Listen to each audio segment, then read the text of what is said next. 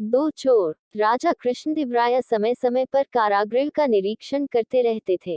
इसी क्रम में जब एक दिन वे कारागृह का निरीक्षण कर रहे थे, तो एक कोठरी में बंद दो चोर उनके सामने हाथ जोड़कर खड़े हो गए और दया की भीख मांगने लगे। वे कहने लगे, महाराज, हम चोरी में माहिर हैं, चोरी के हर पैंतरे जानते हैं, राज्य के चोरों के बारे भी जानकारी रखते हैं। यदि आप दया कर हमें छोड़ देंगे, तो हम आपके गुप्तचर बन उन चोरों को पकड़वाने में आपकी सहायता करेंगे। महाराज ने उन दो चोरों को छोड़ तो दिया, लेकिन एक शर्त भी रख दी। शर्त अनुसार उन्हें तेनालीराम के घर से बहुमूल्य वस्तुओं की चोरी करनी थी। सफल रहने पर उनकी महाराज के गुप्तचर के रूप में नियुक्ति निश्चित थी, लेकिन असफल रहने पर उन्हें फिर से कारागृह में बंद कर दिया जाना था। दोनों चोरों ने महाराज की शर्त स्वीकार कर ली।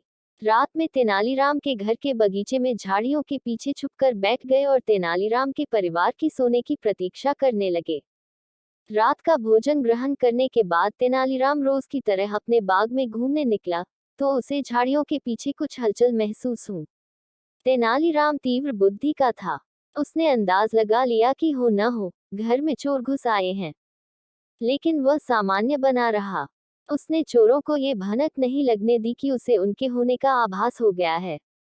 बगीचे का एक चक्कर लगाने के बाद वह घर के अंदर गया और पत्नी को इशारों इशारों में बता दिया कि घर में चोर घुस आए हैं। फिर चोरों की सुनाते हुए ऊंची आवाज में पत्नी से कहने लगा, सुनती हो, इन दिनों राज्य में चोरी की वारदात बढ़ गई है। हमें भी सतर्क रहना होगा। क्यों न हम तुम्हारे जेवर और अन्य बहुमूल्य वस्तुएं एक संदूक में भरकर कुएं में छुपा दें। कोई भी चोर कुएं में बहुमूल्य सामान होने की बात सोच ही नहीं पाएगा। पत्नी ने हामी भर दी। उसके बाद तेनालीराम एक संदूक लेकर बाहर आया और उसे जाकर कुएं में डाल दिया। झाड़ियों में छुपे चोरों ने तेनालीराम की बात सुन ली। वे बड़े खुश हुए कि अब तो आराम से वे तेनालीराम के घर से चोरी कर महाराज की शर्त पूरी कर लेंगे। वहीं बैठकर वे तेनालीराम के परिवार के सोने की प्रतीक्षा करने लगे। जब तेनालीराम का परिवार सो गया, तो वे झाड़ियों से निकले और कुएं के पास गए। वहां बाल्टी और रस्सी रखी हुई थी। बिना देर किए वे बाल्टी से कुएं का पानी निकालने लगे और बगीचे में फेंकने लगे। पूरी रात वे कुएं से पानी निकालते रहे। भोर हो गई, तब कहीं वे कुएं से संदूक निकालने में कामयाब हो सके। संदूक बाहर आ जाने के बाद उन्होंने खुशी खुशी संदूक खोलने लगे, लेकिन जैसे ही संदूक खुला, उनके आश्चर्य का ठिकाना नहीं रहा। उसमें जेवर या बहुमूल्य वस्तुएं नहीं, बल्कि पत्थर भरे हुए थे। उन्हें समझते देर नहीं लगी कि वे तेनालीराम द्वारा मूर्ख बनाए जा चुके हैं। तेनालीराम भी तब भी उठ चुका था। वह चोरों के पास गया और अपने बगीचे को सींचने के लिए धन्यवाद देने लगा।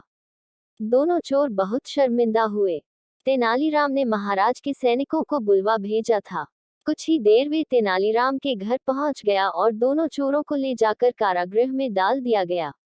अगर यह कहानी आपको पसंद आई हो तो प्लीज मेरे चैनल को लाइक, सब्सक्राइब और शेयर करें। धन्यवाद।